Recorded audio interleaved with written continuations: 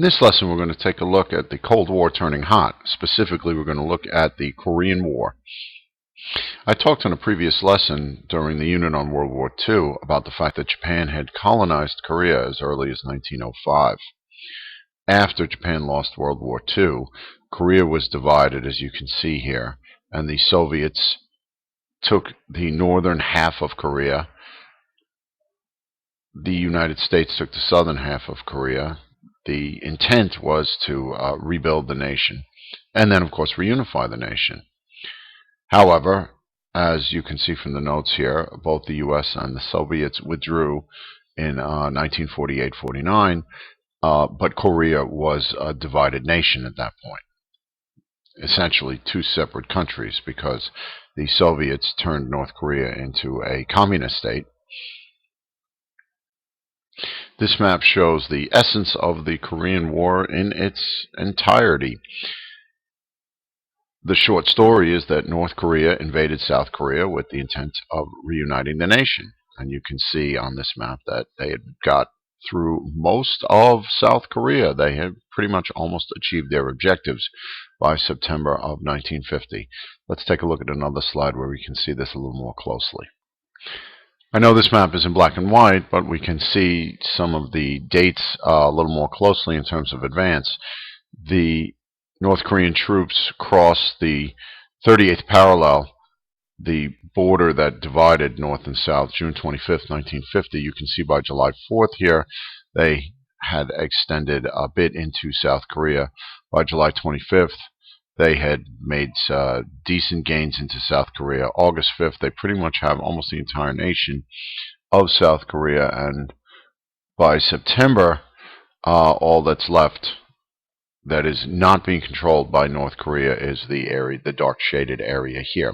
So here we have a situation where a communist nation has now threatened the sovereignty of a non-communist nation, and this is going to call into question the Truman Doctrine and our containment policy. Essentially, I'm asking, what is the U.S. going to do? Are we going to stand by and watch this happen, or are we going to take some action? Let's take a look at the next slide.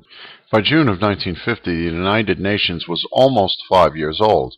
The UN was created, and there were originally 51 member nations of the UN. It was created in 1945, October 24th to be exact.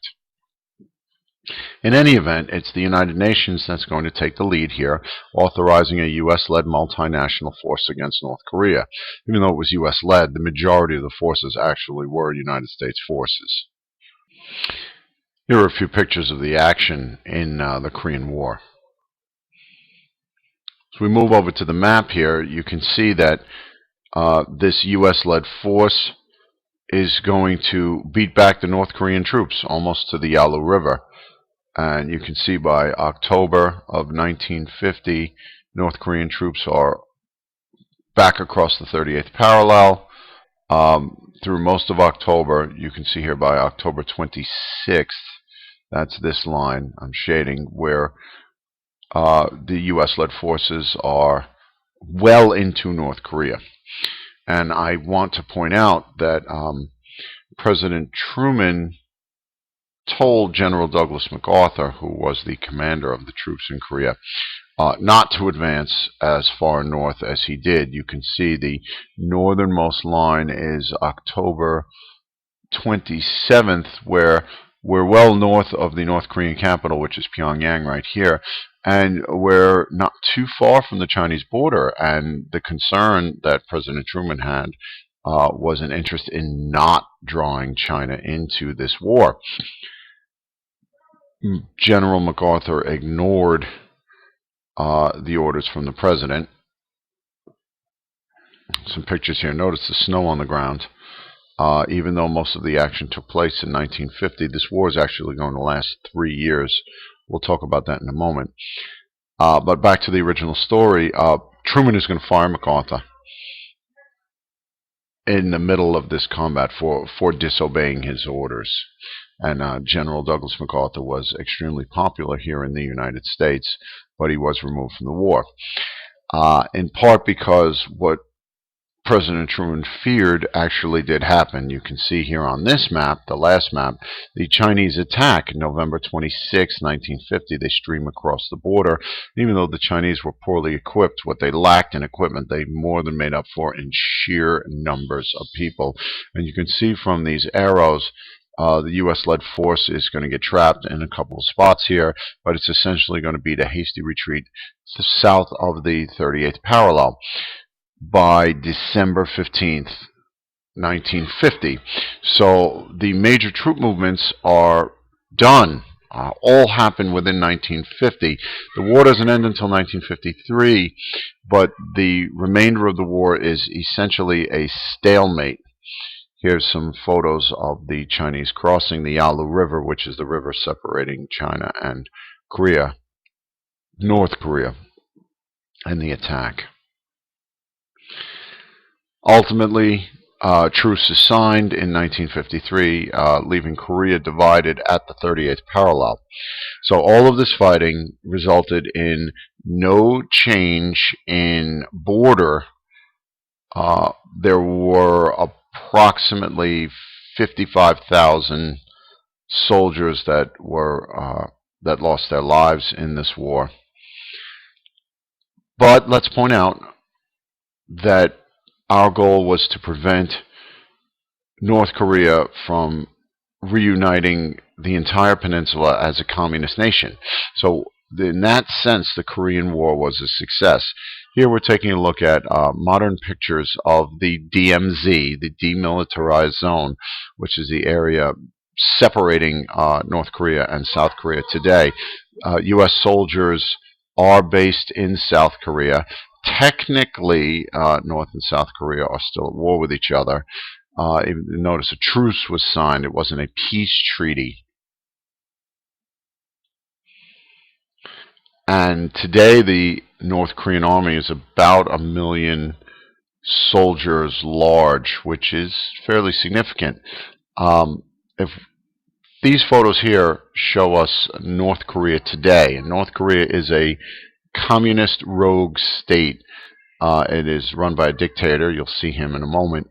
It's an extremely poor nation, as these photos are going to show. You'll notice here there's no electricity. These windows in these apartments should be all lit up. We can assume that there are people in them. Notice that one bright light is the picture poster, large poster of the North Korean leader.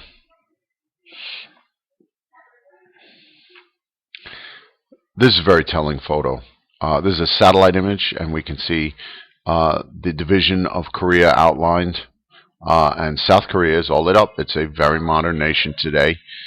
You would recognize any of the cities in South Korea.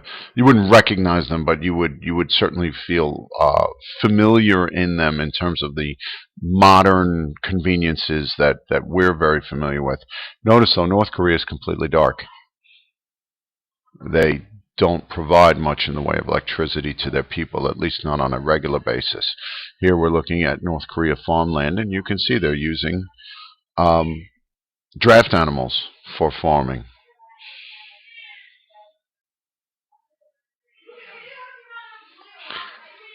Part of the reason the people are as poor as they are in North Korea is because the government uses its resources, puts just about all of its resources towards its military.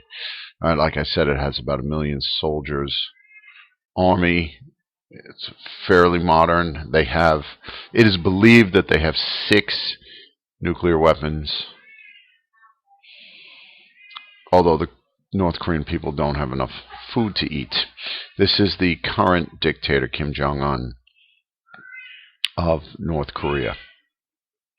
So then, just to sum up, we know that North Korea invades South Korea in an attempt to reunite the nation as a communist nation.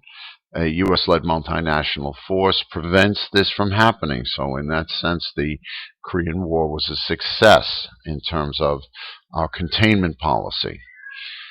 Today, North Korea is a communist rogue state with some of the poorest people on the planet. And that brings us to the end of the Korean War with a little bit on North Korea today.